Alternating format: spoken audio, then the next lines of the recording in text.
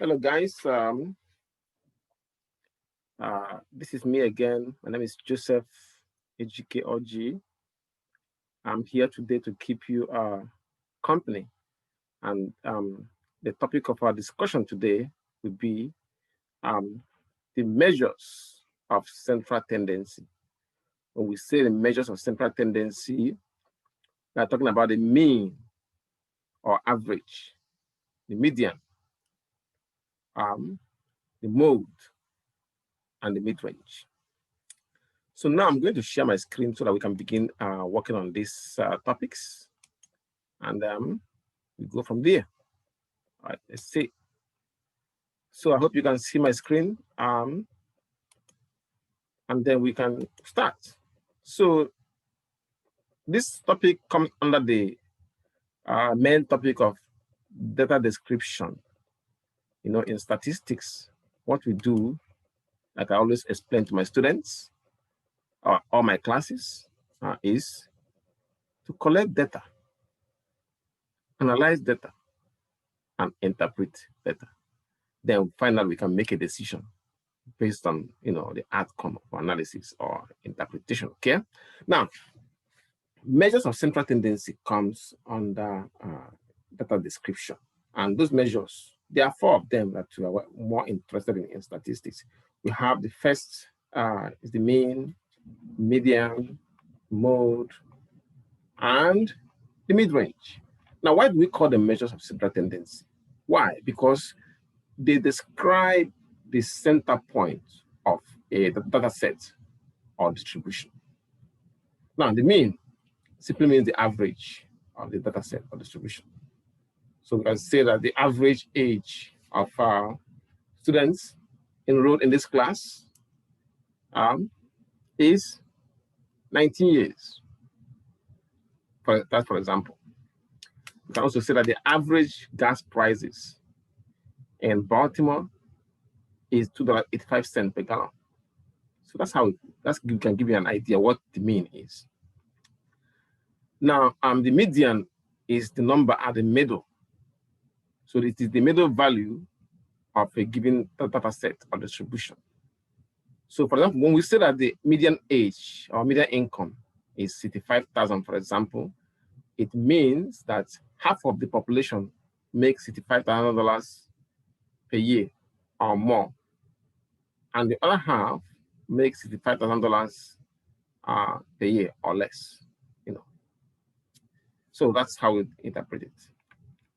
Now, next is the mode. Mode is the data value that have the highest frequency, the most occurrence value. And here are some of the examples how we can apply it in real life situations. For example, we will talk about the most popular or the most preferred stock in the stock market. Right now, I think the most preferred stock is the Amazon, because Amazon stock is like way high. And we can say the most preferred model of washing machine, or the most popular presidential candidate in America or in any other country, and so on and so forth. So that's the mode. I'll give you an idea. The mid-range simply means a rough estimate of the middle value. That's all it means. So having said that, let us see how we can compute this number, this statistics. Now, we're going to do the mean, median, mode, and mid-range for ungrouped data sets. In subsequent lectures, I'm going to show you how to calculate them for grouped data sets. Okay. Now, a sample. Look at this. Let's start with the mean. A sample of 15 overdue accounts in a large department store yields the following amounts that are due, past due, overdue. So $55, 20 cents, $18, 6 cents, $28, 16 cents, and so on. It said, determine the mean amount due for the 15 accounts sampled. B, if there is a total of 150 overdue accounts, use the sample mean to predict total amount overdue for all 150 accounts.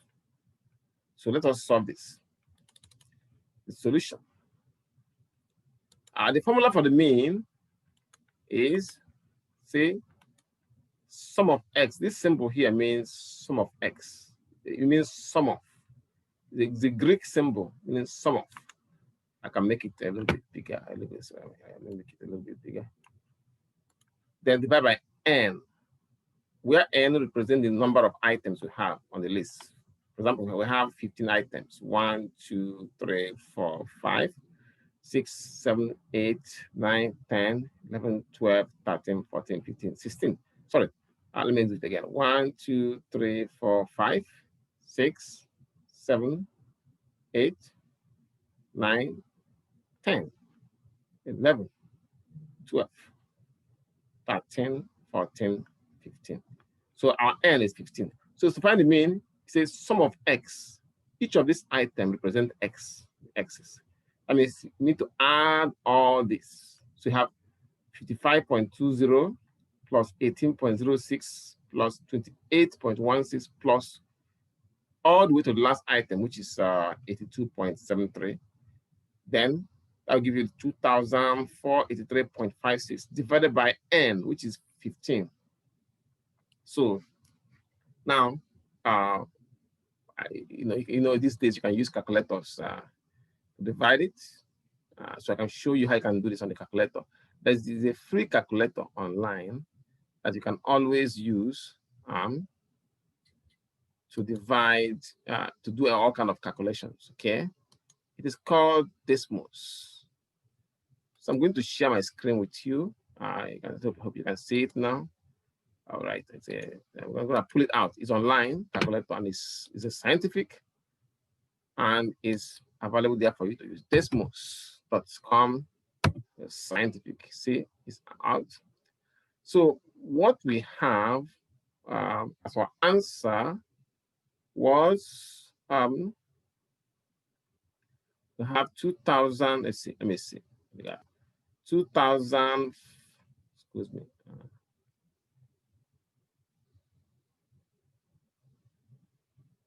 Okay.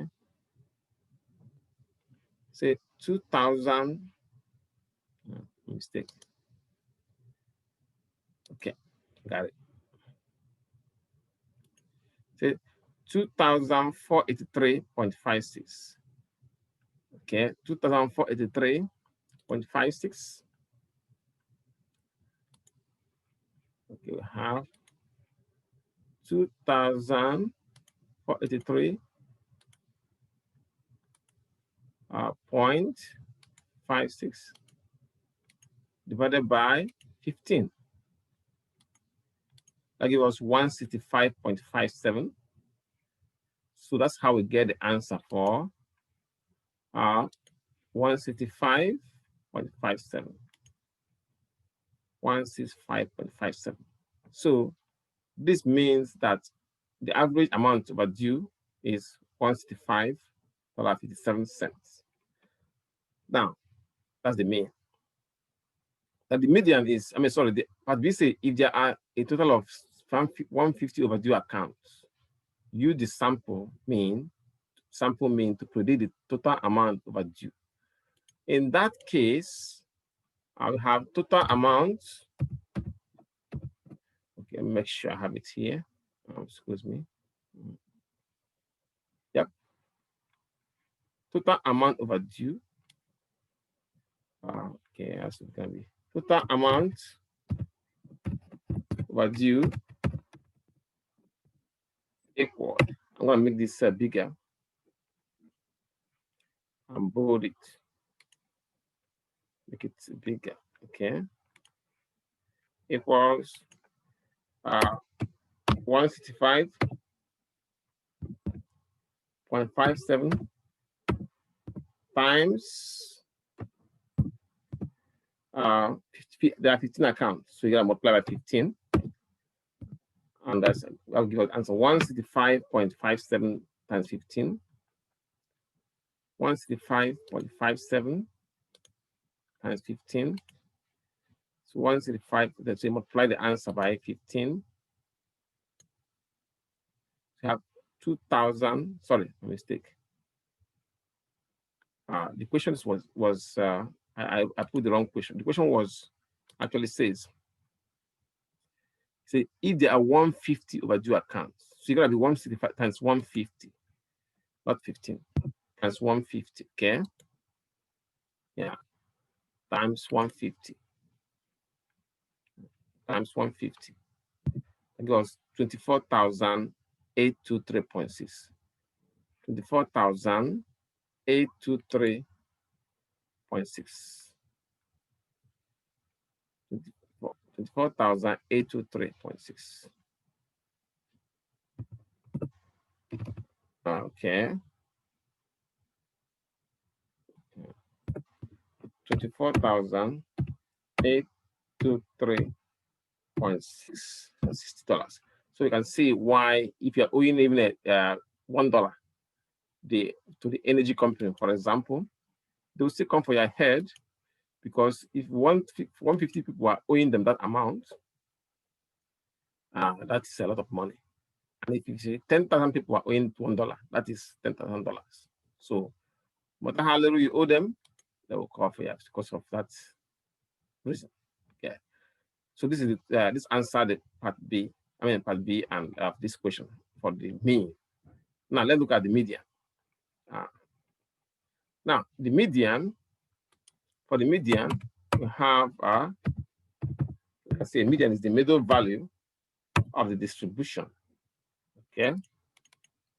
Median is the middle value of the distribution or data set. So we find the median for ungrouped data by putting the data sets in order, and then,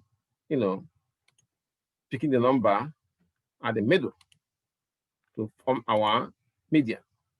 Okay. So you have, say, an experiment was conducted to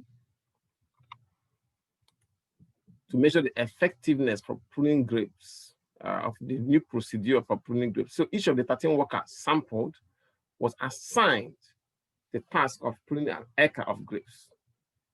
The productivity measured in acre, work hour per acre is recorded. This is 4.4 work hours, 4.2 hours per acre, and so on and so forth. So determine the median and the mode. So I'm going to do the median and mode here. Median and the mode. And mode. Okay. Then explain our results. So first of all, we arrange these numbers in order from smallest to largest. So I have it arranged here.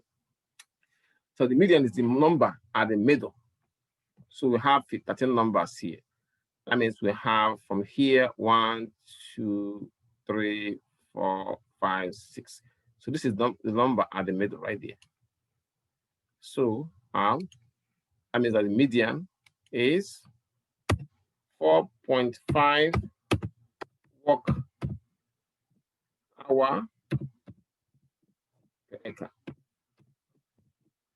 So what does this mean? It means that half of the workers can complete the job, or that the productivity of half of the workers is 4.5 work hour or less. And the other half, so let me make it simple. The productivity of half of the workers is 4.5 work hour per acre or less. And the productivity of the other half is 4.5 work hour per acre. That's So, and then now this is for an odd number data sets. There are 13 of them, so you can easily plug with the median. But sometimes they are not 13. There can be even number data set. Like here, we have 1, 2, 3, 4, 5, 6, 7, 8, 9, 10, 11, 12. In that case, the median will be two numbers at the middle. So you have a 1, 2, 3, 4, 5. So these are the median. These are the two numbers at the middle right here. Because you have so 1, 2, 3, 4, 5, and then 1, 2, 3, 4. So there are two numbers at the middle, unlike when this is odd number distribution.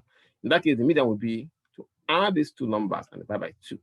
I did it here, and that will give you the 4.45 work hour per acre.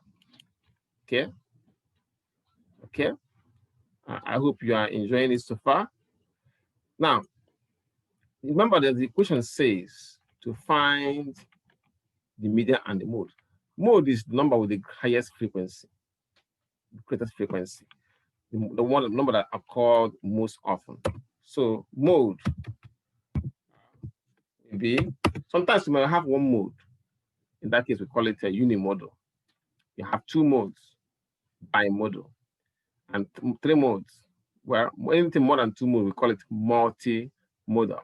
Now, let's find the mode here. In this case, we have this 4 occurred a lot, 3 times. Okay. Now, and 4.4, I mean 4.8 also occurred 3 times. That means we have 2 modes here. We have 2 modes. So the modes are 4.4 and 4.8. 4.4 and 4.8 work hours. Okay, hour per acre. So we can say that the data set is bimodal. So we can say that, so we make it bold. And also timely romance. Yeah, timely romance. So we can say that the data set is bimodal because it has 2 modes. Okay. I hope you're enjoying this so far. I'm sure you are. Now, last concept to be discussed today is the mid-range. Mid-range is mid-range. Mid-range. Okay. And the mid-range is a rough estimate of the middle value of the set. So some way we interpret, we use median, but we use the mid-range. And it says, in the last 2 winter seasons, the city of Baltimore reported this number of waterline breaks per month, 2 waterline breaks, 3, and so on. So find the mid-range. For the mid-range, we use the formula maximum plus minimum divided by 2. So that gives us the mid-range. Excuse me. So we have the maximum number here is 8. Minimum is 1. So 8 plus 1 divided by 2 is 4.5. The same way we interpret median, we interpret mid-range. You can say that depending on what you want to do. Journalists can write a whole article of many pages based on this information. But we the statisticians, we just give you the facts, and then you can play with the facts what you want. Now, this means that if you want to say that they're having more waterline breaks, actually watermain breaks, you can say that the city of Baltimore recorded half of the time they recorded 4.5 or more waterline breaks. So that means they're having more of it. So at least, you can say at least 4.5 waterline breaks. If you say that they're not having much, you can say, okay, that they're having 4.5 or less waterline breaks, depending on how you want to use it. But like I said, we statisticians, we give you the numbers, the facts. The politicians and journalists can then play with them as they want. Well, this concludes our lecture for today. I hope you enjoy it. Thank you for listening. And I will see you in my subsequent lectures. Okay. My name is Joseph Oji, and you have a good weekend. Bye-bye.